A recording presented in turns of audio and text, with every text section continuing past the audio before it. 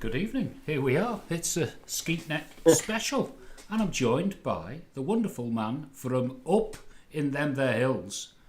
It's Phil Gawne. Yeah, you don't get much more isolated when it comes to self-isolation. You've been practicing it for years. Yes, exactly. So tell me, we've got quite a bit of ground to cover tonight. There's been a lot going on in Tynwald. I'm not going to ask for your in-depth opinion or comment, but you must be feeling for some of your former colleagues that there's quite a lot of pressure, spotlight, and focus on them at the moment, isn't there? Yeah, and there's two ways of looking at this. The first thing is there are thousands and thousands and thousands of politicians that you've never heard of because events never came along to allow them to be known, if you know what I mean. Churchill would have been pretty much a disgraced politician, bearing in mind where he'd been prior to the Second World War. It was only the Second World War came along and he had obviously the right skills to provide the leadership that was required. But had that event not happened, people wouldn't have known about him in the way that they do now. And so to a certain extent, the politicians who are in Tynwald at the moment have actually got a big event which allows them to make their name. On the other hand, of course, I know from personal experience it's a highly stressful lifestyle. You live on the adrenaline, and it doesn't come much more stressful when the decisions you're taking can affect whether people live or die effectively. So I feel for them in that regard, in that it is a stressful time. Well, there's no doubt about it. 5 years ago, when those 24 were elected and no one could have foreseen what would be happening now, but certainly this last week, where someone like Howard Quayle, and you know the background, David Ashford, I'm not too clear, but he does seem to handle pressure quite well. But really, the whole spotlight has been on the Chief Minister, and I think with appearing on Breakfast TV and engaging with the media, only a short time ago, it's kind of ramped up the pressure a little bit, hasn't it? There was that expectation that we'd done it, and now it's all blown up in someone's face, really. Yes, yeah. I mean, there is absolutely that, and even in the best of times, being a minister or a chief minister, particularly, is a very stressful role. It's a very lonely position in as much as you know an awful lot of things, many of which you have been told in confidence. Things that you are discussing and developing as ideas in Council of Ministers have to be treated in confidence until the idea comes to something. You can't share every single thought and idea that's ever happened in Council of Ministers. I mean, that's not to say that there aren't problems with the current Council of Minister system, but when people are developing policies, they have to keep them to a certain extent as work in progress until they're ready to announce things. So you've got an awful lot of information, an awful lot which you can't share with people, and it can be a very lonely and isolated role. So whereas I will be the first to criticise politicians for mistakes they make, I certainly understand that the pressures that they face and the difficulties that there are associated with that. Indeed, and I think in the last 5 years, you think the influence of social media has had quite an impact, because if you think about the press conferences that we've enjoyed for many different reasons, thank you, Paul Moulton, but you think that we've got, that they're eyeing up what's being said on the Facebook pages and so forth, and it can just take the comments, say, of, it could be 50 people that are actually swaying the influence rather than the general consensus who support what the Isle of Man is trying to do. But we have these, detractors, shall we say. And I'm sure you will have experienced that in your time when you had the seat down south. Yeah. I mean, certainly when I first got elected, I actually bought a mobile phone because I didn't have a mobile phone. This was back in 2003. And I bought a mobile phone so that I could let Annie know when I was coming home from canvassing, and she could let me know if there were any important calls coming through. So that tells you a little bit. 2003, didn't have a mobile phone. Um, Social media was fairly much in its infancy, but by the time I left politics, I was or was forced out, depending on how you want to describe it. It was fairly a very significant part of the politician's life. Although I still remember some politicians telling me that they didn't have time to spend on social media. And I remember thinking to myself, so you haven't got time to spend 5 minutes posting some thoughts and ideas on social media, which will get to practically every single one of your constituents. But so if you haven't got time to talk to your constituents, then maybe you're in the wrong role. But yeah, social media, it is a very positive and powerful tool in certain regard, but it can also be a very destructive and a very damaging tool as well. As you say, a relatively small number of activists, possibly with several accounts each, can massively influence the political debate. And it's not just about the politician in question. They've got a family, haven't they, who've all got social media accounts. Yeah. And you'd think that the stress is going to be ramped up somewhat, isn't it? So it's an entirely different landscape, and it's only going to evolve that way. Yeah, and as the politician, certainly if it's anything like me, you live on your adrenaline. The adrenaline, it took me quite some time to get over the adrenaline not being there after I lost my seat. You live basically your whole political life on adrenaline. When on the rare occasions we get away for a holiday, tended to go for 2 weeks, because the first week you spent suffering the withdrawal effects from the adrenaline not pumping. Then you get a reasonable week of a holiday at the end of the fortnight. So, it's full on. So as a politician, you've got that adrenaline high going on in your head all the time. It's much more difficult, obviously, for family who read quite hurtful comments. A lot of it, it's unfortunate.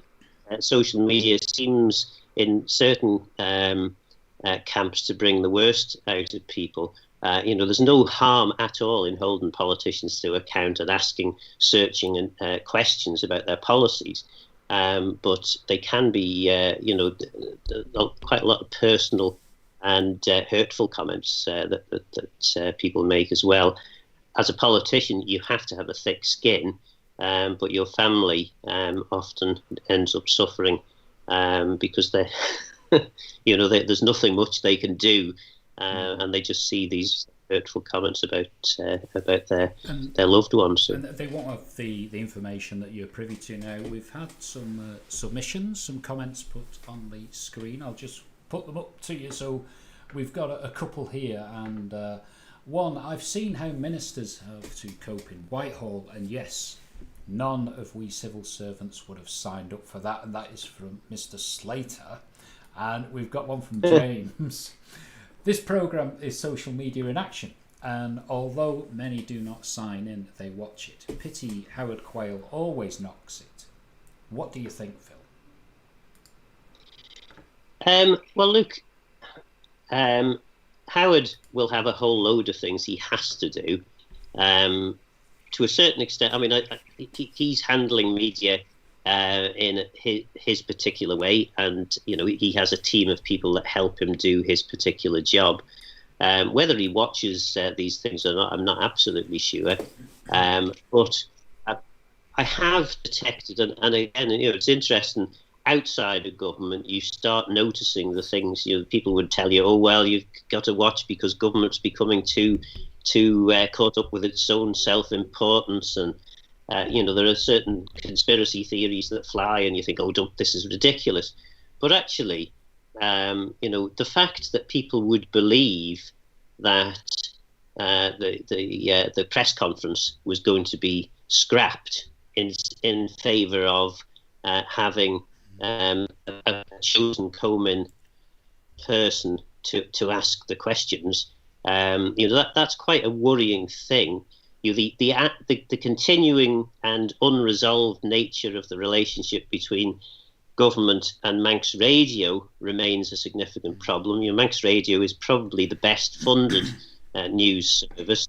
Manx Radio regularly, I'm aware, certainly from my time in ministerial government, would get calls from irate ministers saying, "How dare you broadcast such and such or so and so? Don't you know where your money's coming from?" And this is ridiculous. I mean, absolutely appalling that sort of comment can be made. And I have to say, I never made those comments. But that relationship needs to be resolved if we're going to have intelligent journalism on the Isle of Man. We do need to have it properly funded and not at the whim of threats from Treasury or government or whoever it may be. Well, it is a lot of pressure, whatever stance they're taking, especially at the moment, because the heat is on.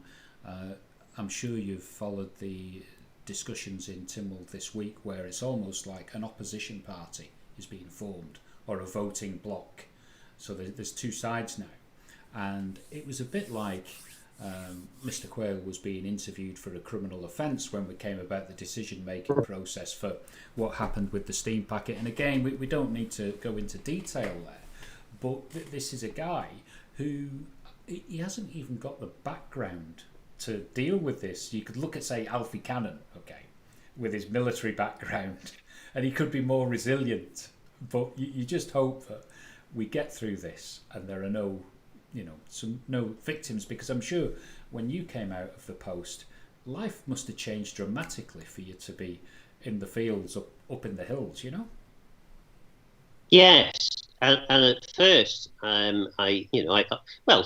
nobody stands for election and not want with no ambition to get elected, or at least I can't imagine many people would do that. And so, obviously, I wanted to be elected. But it was certainly the right time for me to go, I think. The pressure on me personally, both in terms of my health, mental health, the stresses on the family, all that sort of thing, were, I can see now, starting to affect me. And the fact that I've been able to have, this forced break. I don't think the trouble is, the longer you're in politics, is the harder it is to walk away. As I've been saying earlier about the adrenaline kick that you get from being in politics in that sort of high level, high pressure environment, it is hard to walk away from. I remember there was a wonderful programme on Radio 4 about this, about former presidents and prime ministers and how they really struggle to adjust to having any sort of life after having been, striding across the world stage as probably the most prominent people, well known across the world, and then suddenly they have to go into obscurity. It's not quite the same, obviously, leaving council ministers or Tynwald, but you've been a very important figure, and then you're not. So I'm delighted or pleased that I have things like fields that I can go out and get my hands dirty and actually work out outside, and it's great to be able to get back to doing normal things. And you realise as well, in my view, and maybe this is where I went wrong, politics is a full-on, full-time job, and full-time means when you wake up to when you go to sleep, and often you're dreaming about it as well. So, there's no break from it. You realise after, I was in nearly 14 years, I didn't really have much of a social life left. That very few sort of close friends that you would be able to go out with and things, because you lose contact with people. All your contacts are political, and then suddenly you're moved from that position into a quite a different world. And at first it was really quite hard to adjust. And there's lots of discussions about it's important to talk about mental health, and it absolutely is, and it's certainly important to talk about mental health when you come to look at what's been going on with all these lockdowns. But certainly, I had to go and get help in relation to mental health, stress, depression, mild depression. It wasn't significant for me, but and actually, I can now look back at possibly the last 4 or 5 years of my time in government, and you think actually you probably were mildly depressed through a lot of that time. Because of the stresses, because of the inability to walk away at any stage from the job, apart from when you were away on a holiday. It's a tough job. I think anyone who thinks it's a cushy number and money for old rope, they ought to try it for a couple of weeks and see see how they get on. There's no doubt about it that the ministerial role does have its reward, and it does have that block vote, the power base, the inner circle, and that isn't viewed favourably at the moment. I think that's fair to say. But it's clearly anti-democratic. There's no doubt in my mind that the ministerial system is not democratic. The very first thing you do as a newly elected MHK, first thing you do is elect the Speaker. Second thing you do is elect the Chief Minister. The Chief Minister then hand-picks his ministers, and they collectively decide what the major decisions are going to be for the next 5 years. They're all democratically elected, but their platform for government is not supported by public vote. There is a clear problem. Lord Lisvane suggested some very useful solutions, and of course his report sits on a very dusty shelf, largely unresolved, which is a shame. Well, that's true, and you could argue and say, well, the ministers have put themselves in that position. Ultimately, they're receiving extra reward. So, should we be sympathetic towards the pressures and outcomes that may result? And for instance, you look at, say, someone like Tim Baker, and he had the same position as you, I think, which was DOI, wasn't it?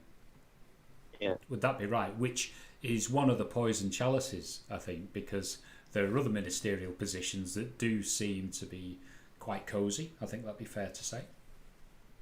And yes, absolutely. And you look at the state of play with the promenade, the buses, and the state of the roads and all that malarkey. It's going to be very difficult for him to get that support in the future. Well, I can certainly speak with experience, having been the only DOI minister to have faced election, because of course they created the DOI and put me into it before the 2011 election, and then of course I faced the electorate in 2016 as DOI minister. It's a very lonely position, and I have actually mentioned this to Tim Baker, particularly in the run-up to election, when suddenly everyone becomes very interested in making sure that their constituents are properly sorted. You will get loads and loads of flack as DOI minister. And the main reason that you get loads of flack as DOI minister, and there have been several internal government investigations in various aspects of the department over the course of the last 4 or 5 years, I understand, all of which have come back and said government massively underfunds the DOI. There is not enough resource to do the work that you expect the department to do. Back in 2009, just before the DOI was created, the DOT, which was part of what created the DOI, Department of Transport, its budget was cut by 50%. A load of the workforce were lost at that stage, and effectively they went on to deliver projects through the capital programme through the private sector. So the focus moved to big capital projects rather than dealing directly with maintenance, which obviously is where a lot of the problems lie now. Well, I mean, looking at the DOI at the moment, the responsibilities do range from railways to buses to roads, but also they've got responsibility for the forthcoming elections. And I'll just have to throw in a comment from one of our contributors, and this is from Barry, and he's saying that, do you think that some people standing for election would be put off by some of the hateful abuse thrown about on social media? And of course we've got to consider, when will the date of the elections be? This is quite a big one, isn't it? That's just rearing its head at the moment. It's a massive bit. Yeah, and yeah, people should be put off. I'm not saying this I have to be careful how I say this. People should feel concerned about the abuse that they will get as a politician. Inevitably, you will get abuse. I think what you have to bear in mind, though, is that most of the abuse comes from a relatively small number of people. And the other thing I discovered was when you engaged with people who were abusive with you on social media, and started to try and explain things, and most rational people would actually, they fire off a fairly nasty, horrible initial round, and then when you go back nicely to them and try to explain, 90% of the time they actually softened their approach. So I think you've got to bear that in mind. As far as the date for the election, they've decided to go with July. It seems like a fair date from what I can see. But of course, there are some issues associated with this. Not least, if you wanted to be an MHK, there are rules now as to how much money you can spend in your election campaign. If, however, you choose to be a commissioner, from what I was hearing being answered to Chris Thomas, because Chris Thomas was making this point, you can spend whatever money you like trying to become a commissioner, and then you can spend up to the limit becoming an MHK 2 or 3 months later. So, effectively the way to circumvent the election rules surrounding how much you can spend on your election is to stand for the commissioners in July, which hopefully government has a plan to resolve, but I don't know. The other issues surrounding this are whether it would have been better to have the local authority election after the Keys election, so that unsuccessful Keys candidates could then stand for the commissioners. Or indeed, if someone wanted to stand for the Keys, potentially the way things are now, you could get someone who's elected as a commissioner, and then 2 or 3 months later becomes a member of the House of Keys, and then you have to have a by-election for the commissioners. So I can sort of see that, but it's probably only going to be 2 or 3 people that would affect, and it's not that big a deal, I suppose. The important thing is democracy, isn't it? And getting people out to vote, because it is important. Some of the things we do as local authorities, whether they be small or large, can have quite a dramatic impact on people's lives. Yeah, and that is coming up in the comments. Really, should it be publicised that the families need to be prepared for the demands in the post as well? Should the actual because there's been a big push about getting people to get involved in local politics, but as the message being conveyed properly, do people actually know? I've got a few more comments just coming in now. So We've got from Michael Josem, who knows all about politics and elections. So, yeah, Phil's right. And 100% about people softening abuse after the fact. And I'm just going to read this one out now. Michael says, I think there's a weird thing where people think they're writing on the computer and then and it isn't real life. So when the human replies, they're taken back and realise it's not just a computer game.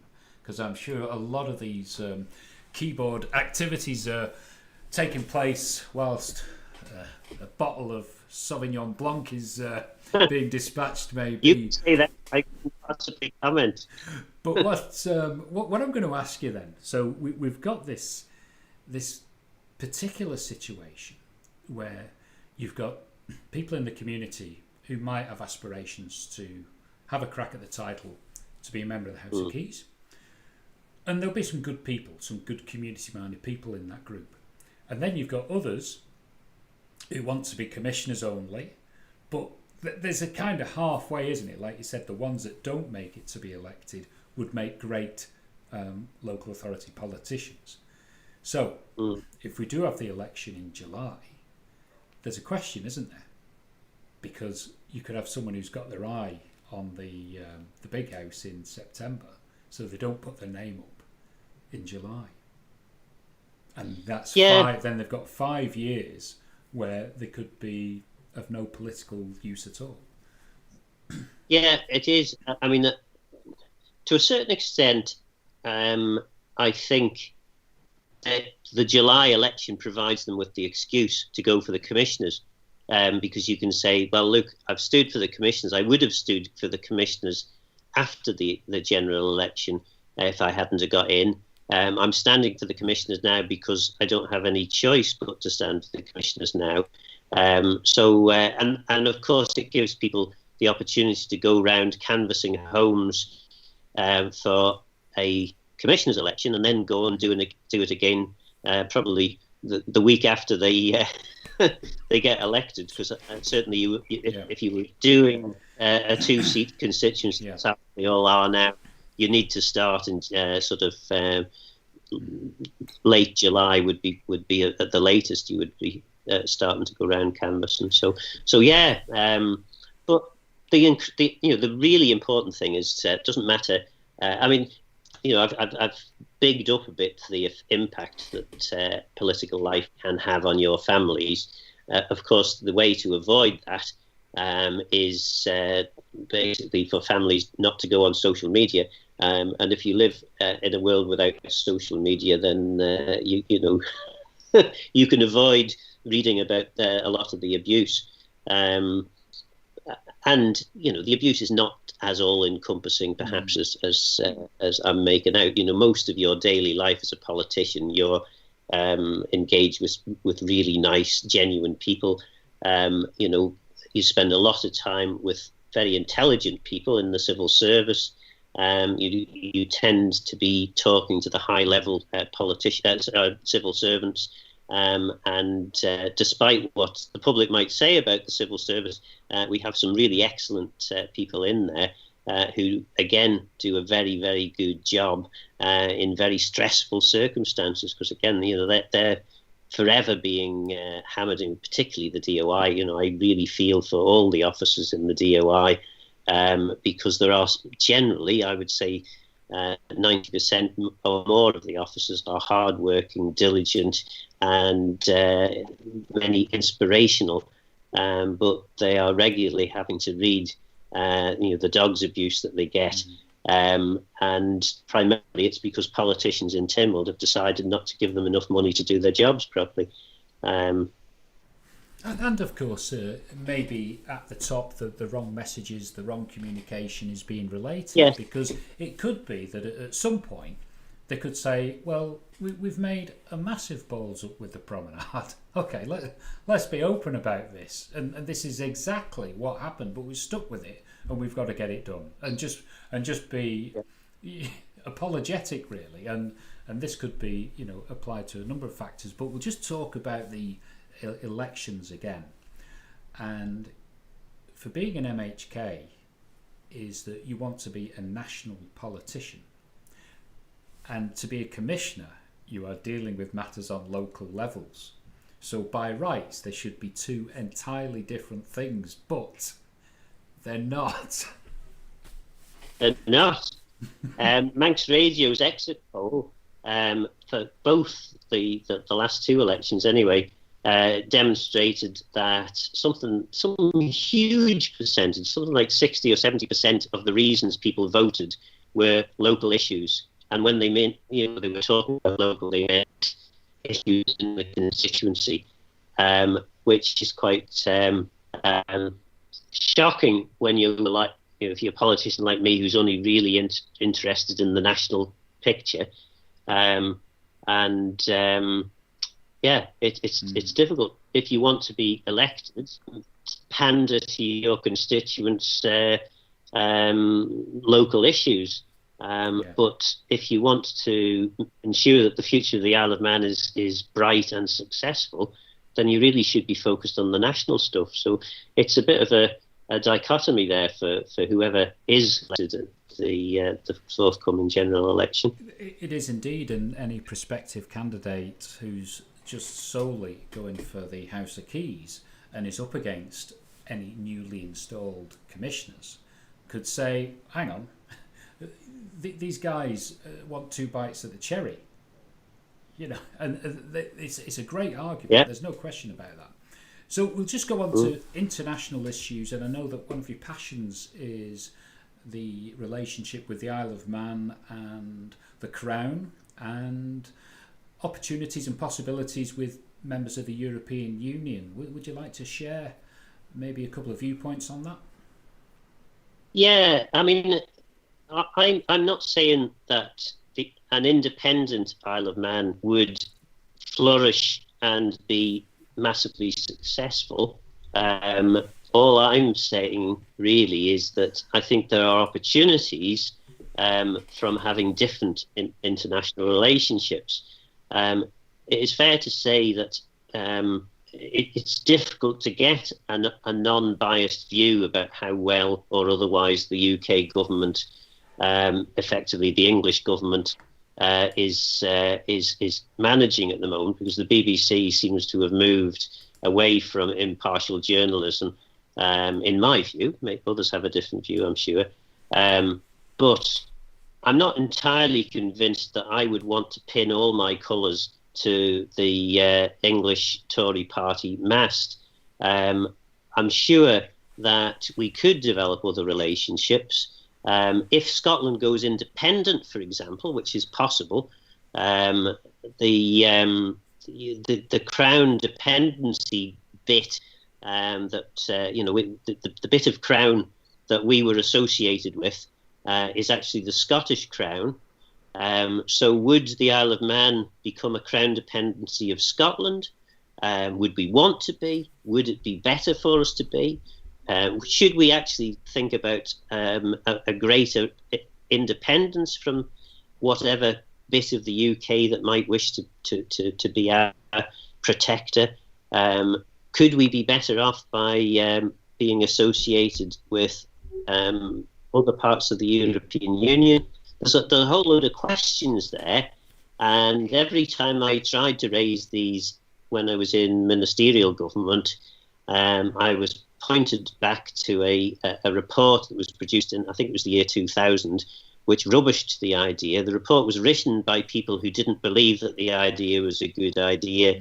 The report failed really to gather any independent evidence, and basically it was a stitch-up that said our relationship with the British Crown through the United Kingdom through the British Crown was the best possible relationship.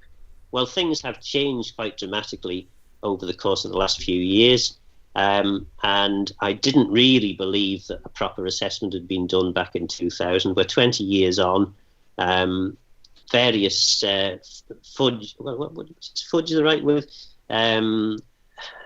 Half-hearted attempts at reviewing the whole independence or constitutional relationship, international constitutional relationship with surrounding countries had been done, but nothing of any depth or weight So yeah, I think there's an argument, and there's certainly opportunity out there.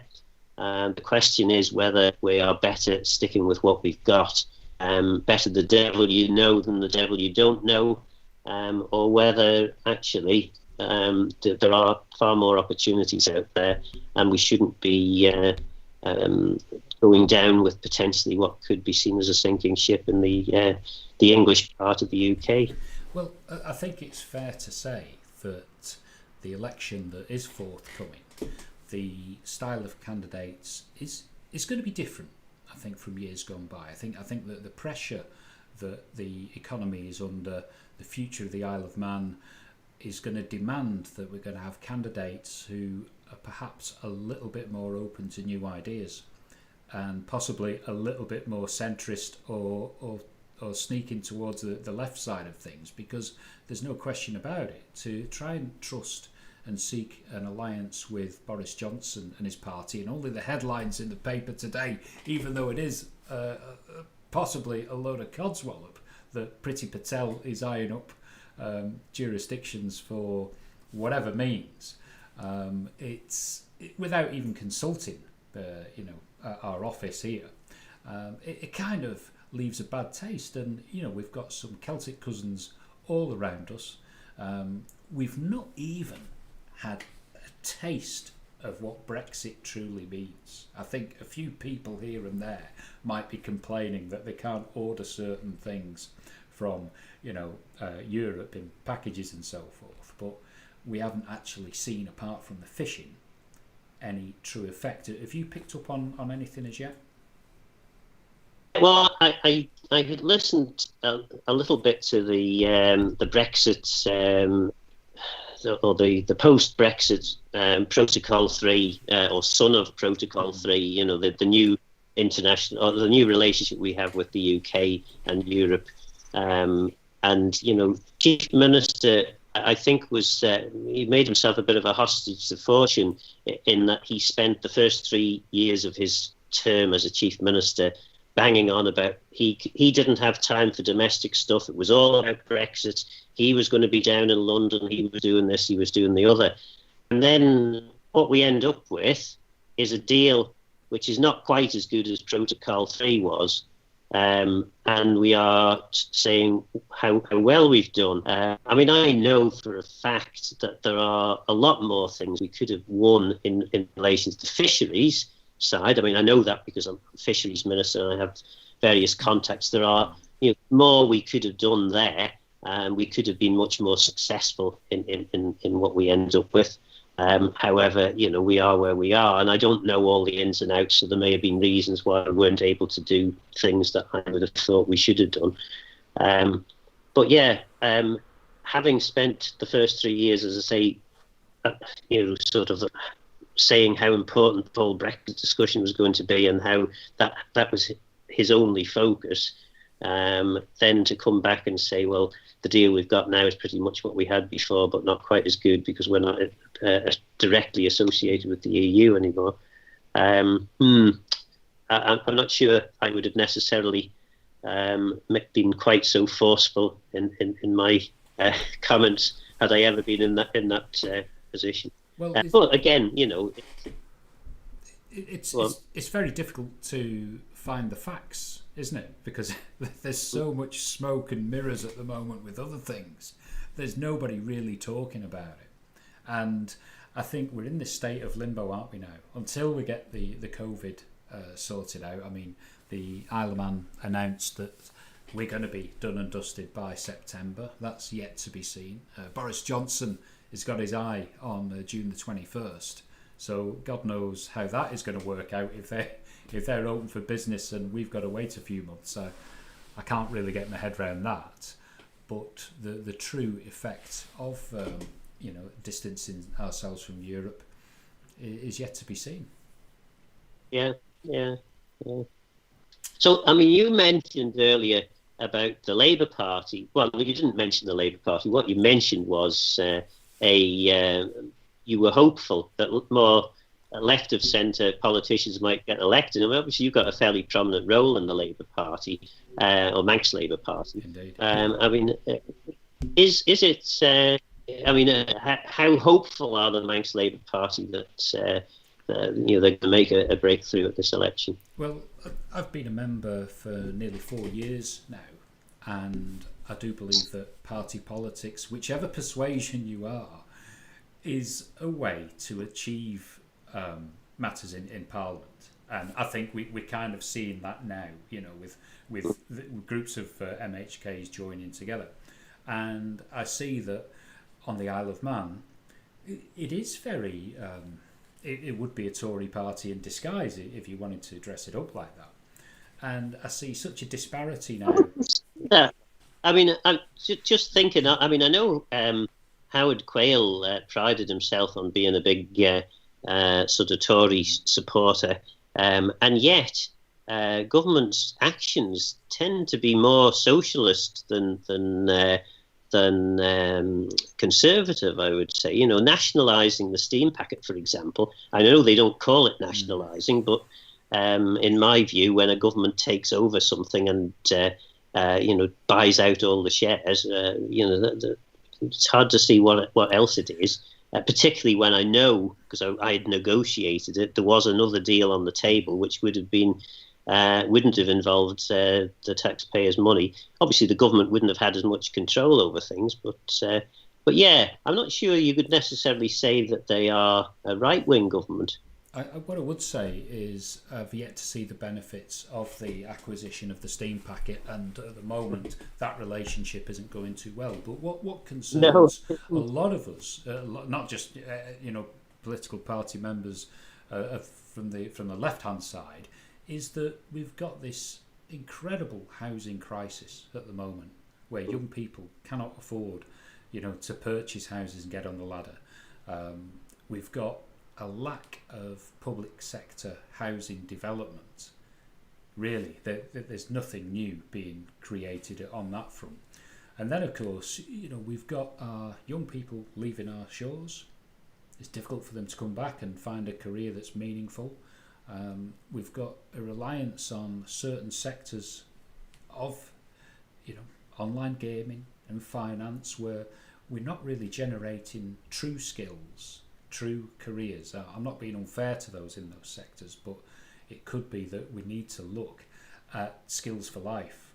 Okay, that's one thing, because we've got a lack of say educational opportunities, and the one that pops up and springs to mind that would be so simple would be a school for hotel catering and management and service and so forth, and that would complement what we do, and we've got fantastic tourism opportunities and so forth.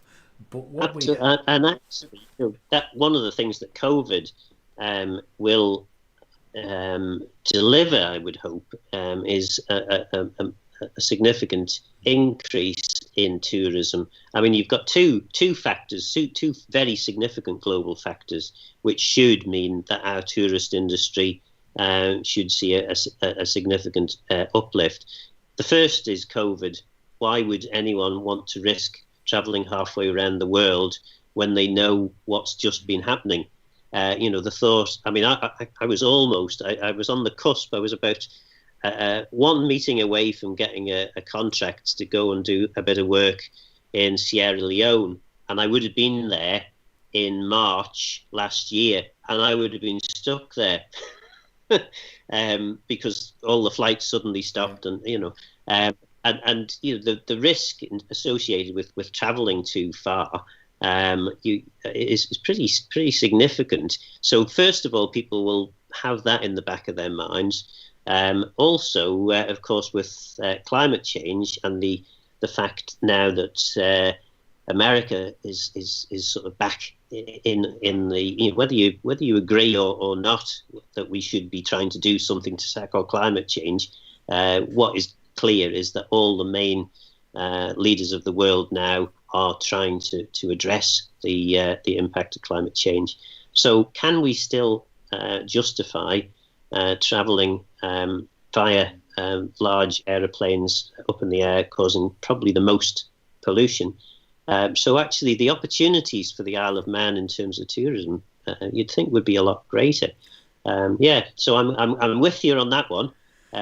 Well, you mentioned about the green issue there, and you could criticise the current, you know, government at the moment in that they've done very little really to improve, you know, opportunities for grants and wind power and so forth.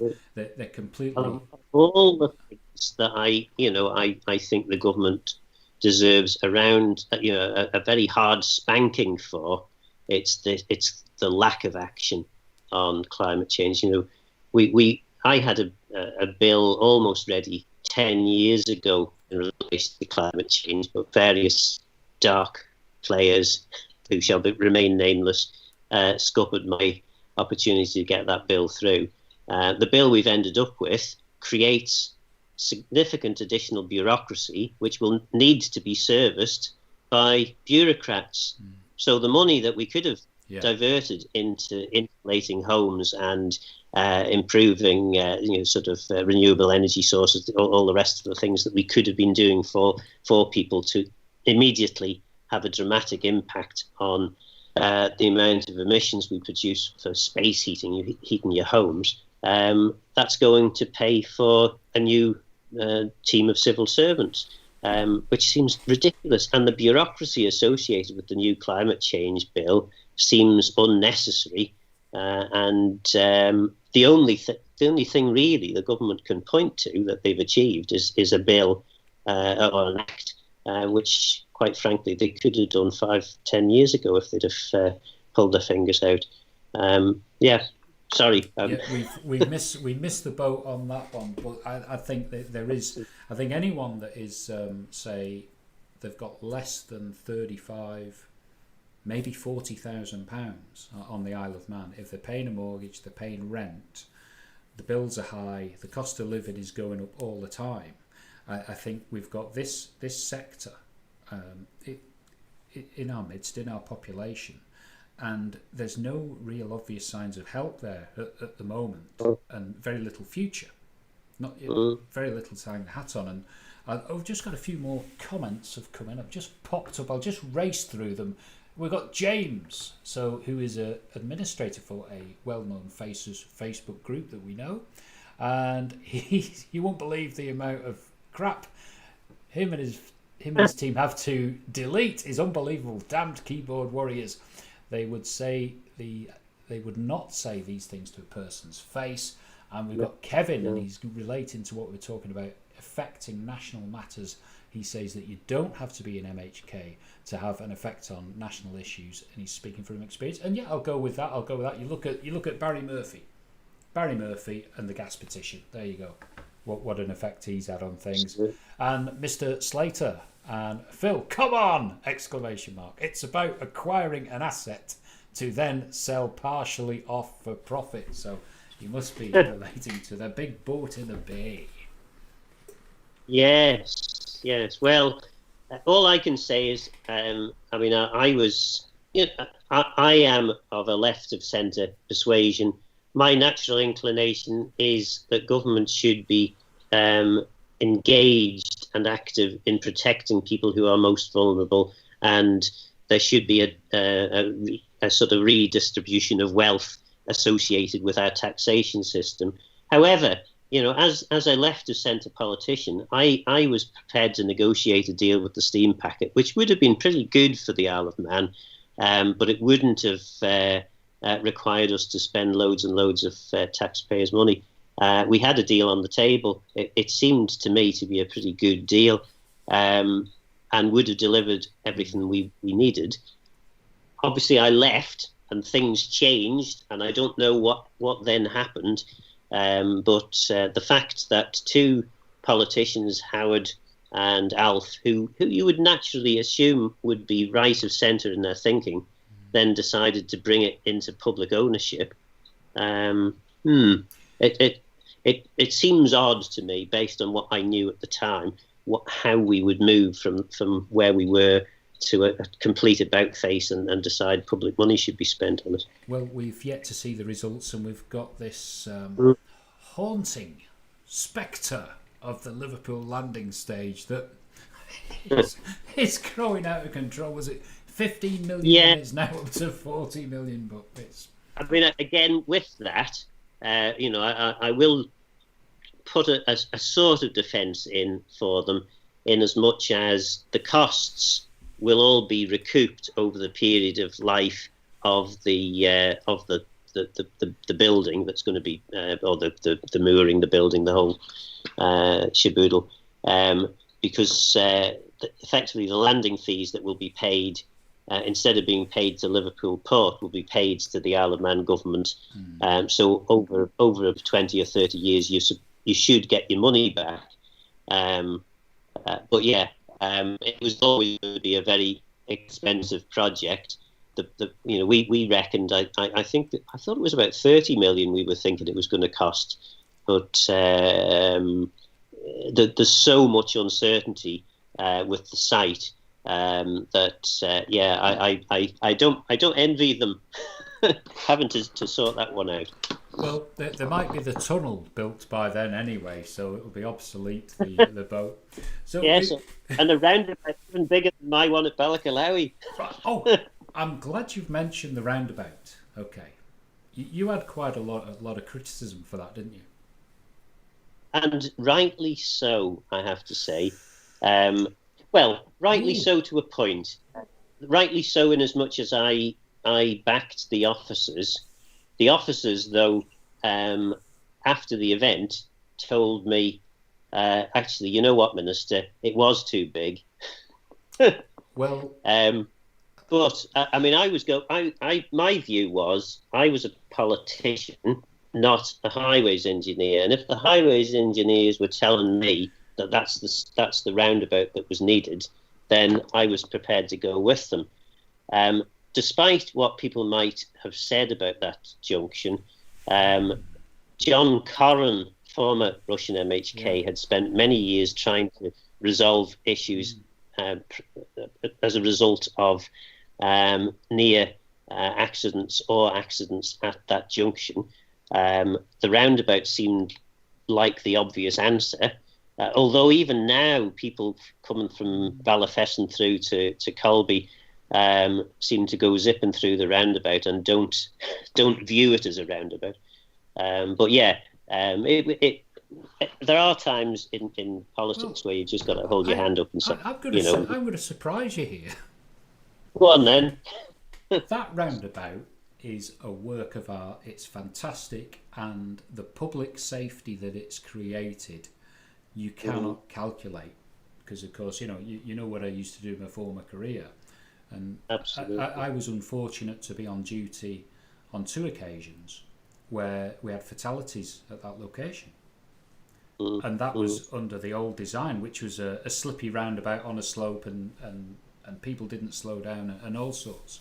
So for instances such as that to be prevented, it's worth 450 grand, because in the last 10 years there would have more than likely been another 1 or 2. So from that perspective. Yeah, absolutely. I mean, what do they reckon the cost? I mean, I know it's an awful thing to do, but you have to assess the cost of a road fatality, and that would include the cost of the emergency services, the cost in terms of the loss of that life, the impact on the economy by losing that life. All sorts of calculations. But it's something like even of £1 million is lost as a result of a fatality. The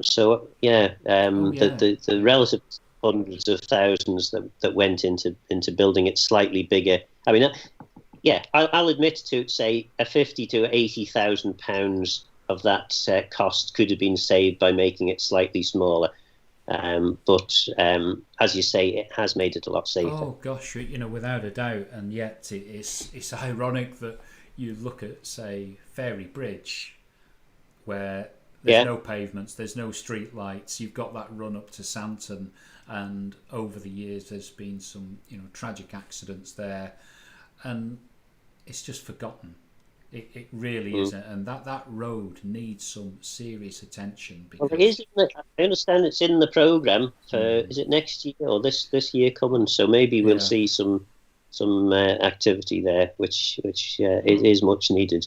The trouble with that stretch has been that it's the one significant remaining stretch of road on the Castletown to Douglas route, main route, which really hasn't been improved in sort of, the modern age. And DOI had some rather grandiose plans, or DOT, the Highway Board even had grandiose plans for that stretch of road to sort of widen it, straighten it a bit more, and make it safer, and this and that. And of course, grandiose schemes from the DOI are generally not seen as a good thing. So the designers want to build something that's going to work, and the politicians don't want to spend the money that it's going to cost to make it work. So the designers tend then to say, well, actually, we better put our money somewhere where we can spend it wisely, rather than spending money doing something that's not going to work. So yeah, well, that's why it's been left. It'll need to serve the Ballasella metropolitan district anyway, that's growing ever fast. Now, Phil, we're just we're just coming up to the hour. I'll just ask you one more question before we say goodbye. But anyone that's watching, thank you to all the comments. We've had a few more people join, and Barry Murphy, he enjoyed the interview, great job, so thank you very much there. And Mega Protheus, I agree totally with Michael regarding the keyboard. Cowards, not warriors. So we'll just sign off with this, and if you are watching online, please answer this question as well. We've had a 5-year administration. We've got the election coming up in September. Not all the MHKs are going to make it through. Some are going to be retired off. Some are going to be burnt out. So in this 5-year administration, what is the one thing that they're going to hang their hat on and say to themselves, we achieved this? Yeah. Well, do you want me to answer that? Yes. Yeah. I think, despite the hiccup, and of course, the hiccup is what you get remembered for. You never get remembered for the good things you've done. So Isle of Man government has done an exceptional job, in my view, in dealing with its sort of COVID response. Unfortunately, this issue with the steam packet and this latest lockdown and the cases that the very sad circumstances now that we're in will probably colour people's judgment. But I think the fact that we spent from, when was it, sort of June, July time, right the way through till January in relative normality compared with all the islands surrounding us, is something that our government should be rightly proud of. And the fact that we've managed to get through this without spending a significant amount of government reserves, again, our reserves at the moment are around about what they were when the last government left. So reserves have held up reasonably well. I would have said that has to be the crowning achievement of this Tynwald government. And that's, what do you think? Well, we've had some good legislation regarding because the abortion bill was a big one, but I'm afraid I've seen, what can I say, opportunities have shrunk. I think that is fair to say for young people, and that troubles me. The capital projects could have done better, and we talked about the green issues, and they were not the question, the crowning achievement. It's a struggle to see. It really, I'm being honest, it's a struggle to see, because I think we were both passionate about the island, and we've seen an erosion of the countryside.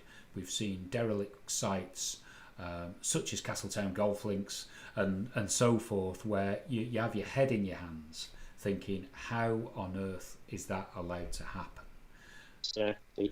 And we never got on to heritage. I had a half an hour on heritage I could have talked to you about. But the fact that the minister it would appear to have broken the law in relation to deregistering the warehouse in Ramsey. And that sort of thing just seems to be allowed to happen. Nobody questions it. No, that should have been all over Tynwald. That's a very mysterious decision. Government doesn't seem to be as interested in supporting heritage as I think it should be. Well, I'm not comfortable with planning as it is, and I think there's a mechanism, where, for instance, you look at Douglas, where there's a shortage of low-cost housing, yet there are government spaces, vacant spaces where public housing could be built. Or, for instance, we've got the retail landscape is being changed because people shop differently now. We can't avoid that. We're keeping the post office in business now by internet shopping, but the shop fronts in Douglas are reducing. So would there be a way to redesign the Douglas town centre? Because those shops ain't going to come back. It's as simple as that. So, Absolutely. And it's the same with the decrepit hotels and guest houses that are way long past their sell-by date. Could we convert those into housing and smart apartments, family areas that are safe and there's no traffic, and all the arguments and then have a really good apartment, say, up on Douglas Head, not apartment, hotel on Douglas Head, which is the prime spot. If you came on holiday and there used to be a hotel up there, it would be fantastic. Absolutely. No, it never ceased to surprise or amaze me how, I'm not wishing to be disparaging against hoteliers, but hoteliers who were keeping hotels that were built for a Victorian tourist industry, blaming the tourist board for the tourist industry going down the pan, when actually the tourist offer wasn't the one that the modern age wanted. And we've got to be serious about it. If you really want tourism to work on the Isle of Man, you have to be a bit more serious about what you're providing. You can't expect people to live in Victorian style accommodation. They need something a bit more special. Well, you could actually look at where those people and those that are involved in tourism maybe, and ask, well, where would you stay there? Is that the sort of place you go when you're on holiday or wherever? And we know the answer to that. But we've got so many exciting opportunities, and we could have almost like an adventure. You could come to the Isle of Man. You've got the fantastic coastal walk, and imagine little pop-up Fultons, if you like, that kind of theme. It could be something really special. But, well, that. I think we've come up to an hour now, Phil. So half an hour, you told me. I know. Well, perhaps we'll connect again when we know a bit more about what's happening in relation to lockdown. I think it's all going to be going for another 3 weeks, isn't it? So maybe we'll catch up then. Yeah, great. Okay. Well, thanks very much. Thanks for those who've been patient enough to listen. No, thank you, Phil. Absolutely wonderful to have you on the screen, and please, share and subscribe and get involved, and hopefully we'll catch up with Phil Gawne again. Thank you.